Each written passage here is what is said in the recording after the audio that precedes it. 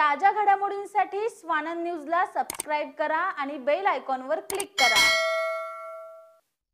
अंबरनाथमधले रस्त्यातले विजेचे खांब स्थलांतरित करण्यात आलेत। हुतात्मा चौक ते स्वामी समर्थ चौकादरम्यान असलेले रस्त्यातले खांब हटवण्यात आले असून अंबरनाथ पालिका आणि महावितरण यांनी एकत्रितपणे ही मोहीम राबवली आहे। हे खांब हटवण्यासाठी पालिकेच्या वतीने हुतात्मा चौक ते स्वामी समर्थ चौक मार्ग बंद करण्यात आला होता। तसेच हे विजेचे खांब काढण्यासाठी वीज पुरवठाही काही काळ बंद ठेवण्यात आला होता।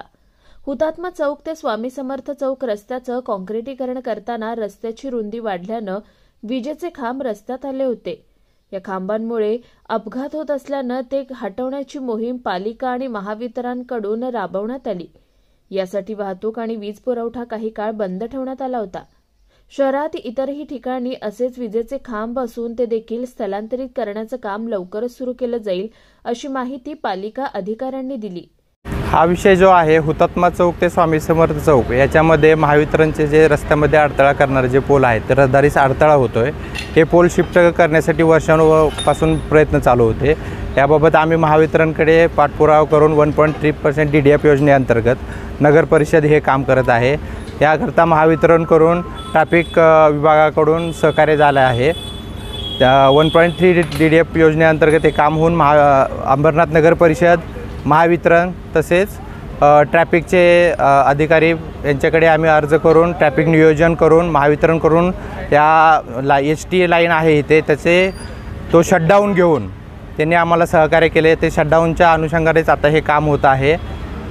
तर हे आता पोल आपण हटवलेत आणि किती वेळ हा कारवाई चालणार आहे? 3 पोल होते, ते 3 पोल आपण शिफ्ट करतोय। आता साधारणतः 1-1.5 तास झाला आहे कामकाज सुरू आहे आणि आता एक अर्ध्या तासामध्ये काम पूर्ण होईल आणि त्यानंतर महावितरणद्वारे परत सप्लाय पूर्णपणे सुरळीत चालू केला जाईल। शहरात आणखीन काही ठिकाणी असे अडथळे आहेत का? हो, शहरात 1-2 ठिकाणी आणि अडथळे आहेत आणि त्याची देखील ते शिफ्ट करण्याची प्रक्रिया देखील सुरू आहे। त्याचा देखील महावितरणकडे पत्रव्यवहार केलेला आहे। त्याची देखील मंजुरी यापुढे मिळेल आणि त्यानंतर ते देखील शिफ्ट करण्याची कारवाई होईल।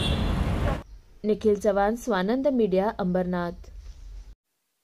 ताज्या घडामोडींसाठी स्वानंद न्यूजला सबस्क्राइब करा आणि बेल आयकॉनवर क्लिक करा।